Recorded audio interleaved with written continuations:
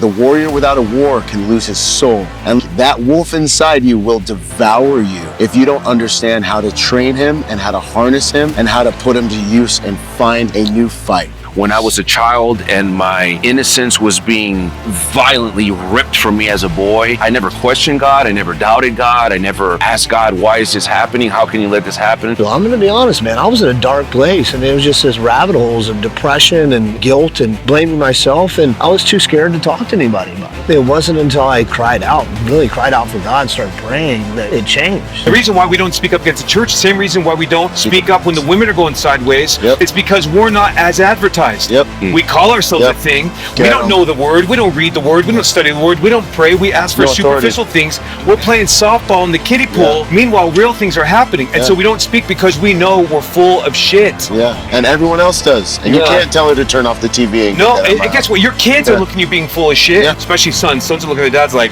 homie, what?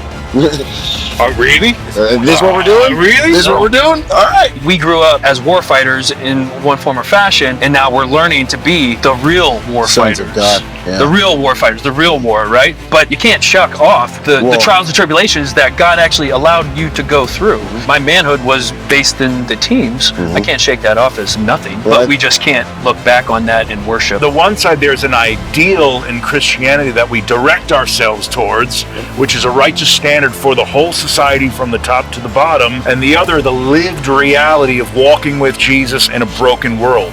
And that requires two things. One, coming to Jesus in faith, believing he can do what he says he can do, and then responding to him. That's what it is. Depression is not the lack of self-love, it's the overabundance of it. You love yourself so much, all you do is sit around and think about how miserable you are. Christianity is making the decision to identify with who God says you are, despite who you see in the mirror. There we go.